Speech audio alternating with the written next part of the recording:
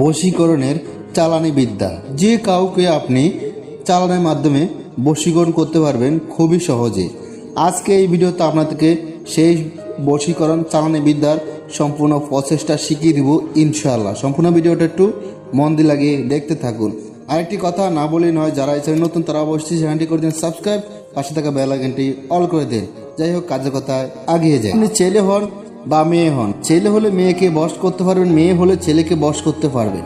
খুবই সহজে চালানোর মাধ্যমে আপনি এই বশীকরণ কাজটা সম্পূর্ণ করতে পারবেন ইনশাআল্লাহ। তো কিভাবে কি করতে হবে আমি আপনাদেরকে এই ভিডিওতে বলতেছি, আপনারা ভিডিওটা সম্পূর্ণ মন দিয়ে লাগিয়ে শুনবেন।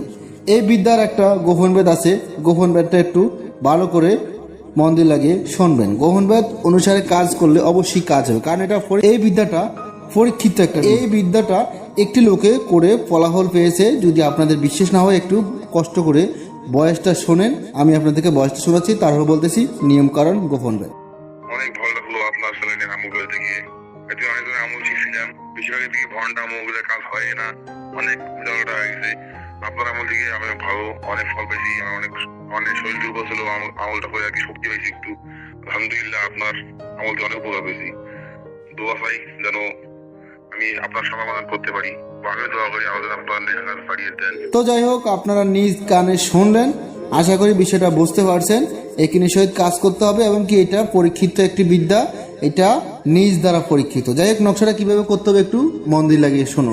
আপনারা স্ক্রিনে যে নকশাটি দেখতেছেন, এই নকশাটি যে কোনো শনি মঙ্গলবার এই নকশাটি আপনারা মেশকো জাফরান কালি দিয়ে এই নকশাটি অঙ্কন করতে হবে। এই নকশাটি লিখার পর আপনারা উত্তর দিকে মুখ করে বসে যাবেন, মানে আসনটা করবেন উত্তর দিকে, যেখানে তাবিজ লিখবেন সেই জায়গায় আপনি উত্তর দিকে মুখ করে বসে তাবিজটা লিখবেন, এবং কি উত্তর দিকে মুখ করে বসে তাবিজটা আপনার সামনে রেখে, মানে লিখার পরে যেমন মেশকো জাফরান কালি লিখা শেষ, সব কিছু শেষ হওয়ার পর তাবিজটারে 4 বাজে বাজ করে লাল সুতা দিয়ে পেঁচিয়ে, এখন আপনি কি করবেন একটু মন দিয়ে লাগিয়ে শুনুন।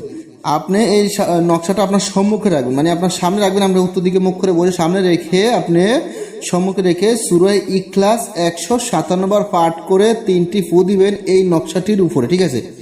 মানে আমি আপনাদেরকে বুঝিয়ে বলি, যেমন আপনি একটি তাবিজ লিখছেন, লিখার পরে সামনে রাখছেন, মানে উত্তর দিকে মুখ করে বসে তাবিজটা সামনে রাখছেন, রাখার পর আপনি সূরা ইখলাস মানে কুলহুয়াল্লাহ সূরা এটা আপনি 157 বার পড়বেন। পড়ার পরে মাত্র 3টা ফু দিবেন ওই তাবিজের উপরে। ফু দেওয়ার পর আপনি সেই তাবিজটা কি করবেন একটু মন দিয়ে লাগিয়ে শুনুন। সেই তাবিজটা আপনি যে কোনো উজান বাটির নদীতে আপনি ভাসিয়ে দিতে হবে। নকশাটি আপনি যে কোনো উজান বাটির নদীতে আপনি নিক্ষেপ করতে হবে। উজান বাটির নদী আপনাকে আমি বুঝিয়ে বলি, উজান বাটির নদী মানে হলো যেই নদীতে জোয়ার আসে এবং কি বাটা হয়। আবার এমন নদী না যে কোনো জোয়ারও নয় বাটা নয়, সেই নদী হলে হবে না। এমন নদী ব্যবহার করতে হবে যেই নদীতে জোয়ারও আসে এবং কি বাটাও আসে, ঠিক আছে? আরেকটা কথা হলো এই তাবিজটা নিক্ষেপ করবেন কিভাবে একটু মন দিয়ে লাগিয়ে শুনুন। এই তাবিজটা তো আপনি পেঁচিয়ে লাল সুতা দিয়ে বেঁধে দিয়ে সবকিছু কমপ্লিট করছেন, কিন্তু এটা কাজ করতে হবে একটা মাটির পাতিলের ভিতর, ঠিক আছে? মানে এটা হলো গোপন বেদ। এই বিদ্যার গোপন বেদ হলো এটাই যে এটা মাটির পাতিলের ভিতরে রাখতে হবে। এটা মাটির পাতিলের ভিতরে রেখে, মানে লিখার পরে নকশাটা লিখার পরে মাটির পাতিলের ভিতরে রাখবেন। রাখার পর আপনি সূরা ইখলাস পড়বেন, পড়ার পর 3টা ফু দিয়ে ওই ঢাকনাটা বন্ধ করে দিবেন। মানে আবার মাটির ঢাকনা দিয়ে ওই মাটির ডেক্সিটা বন্ধ করে দিয়ে আপনি এটা নদীতে ভাসিয়ে দিবেন। ভাসিয়ে দিয়ে আপনি মানে বাড়ির দিকে চলে আসবেন, পিছন ফিরে তাকানো যাবে না। বাড়ির দিকে চলে আসবেন, পিছন ফিরে তাকানো যাবে না। আরেকটা কথা মাথায় রাখবেন, আপনি ওই যে নকশার নিচে মানে নকশার ভিতরে কিন্তু আপনি ছেলে মেয়ে উভয় নাম এমনকি মা বাবার নাম দিতে হবে, ঠিক আছে? ছেলে মেয়ে উভয় নাম এমনকি মা বাবার নাম দিতে হবে। আরবিতে নাম লিখতে হবে, বাংলাতে লিখলে কিন্তু হবে না। আরেকটা কথা হলো, এই নকশাটি আপনারা লিখার পর একটু নকশাটা জাগ্রত করতে হবে। কিছু জাকাত টাকাত বিভিন্ন জিনিস আমি আমার বিভিন্ন ভিডিওতে বলছি, সুফিয়ান মিডিয়া অফিসিয়াল এই চ্যানেলে বলে দিয়েছি কীভাবে জাকাত আদায় করতে হয়।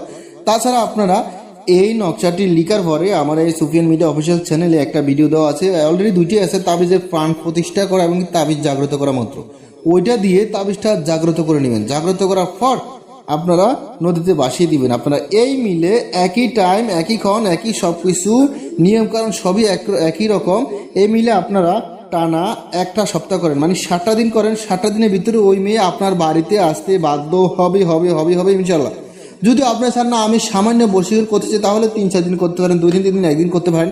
আর যদি বলেন না আমি করা মানে এটা করা পাওয়ার ফালাইতে চাই, মেয়ে শর্টফট করে দরফরাইতে মানে আমার জন্য যদি মেয়ে পাগল হয়ে যায়, মেয়ে শর্টফট করতে থাকবে, দরফর করতে থাকবে, তাহলে আপনারা 1 সপ্তাহ করবেন, এর ভিতরে মেয়ে পাগল দেওয়ানো হয়ে যাবে। এটা পরীক্ষিত, এটা 1000% পরীক্ষিত। যারা করতেছেন তারা ভিডিও নিচে কমেন্ট করে এজাজত নিয়ে নেবেন। এ পর্যন্ত ভালো থাকবেন, সুস্থ থাকবেন, আল্লাহ হাফেজ। কেউ আমার কাজের জন্য কল দিবেন না।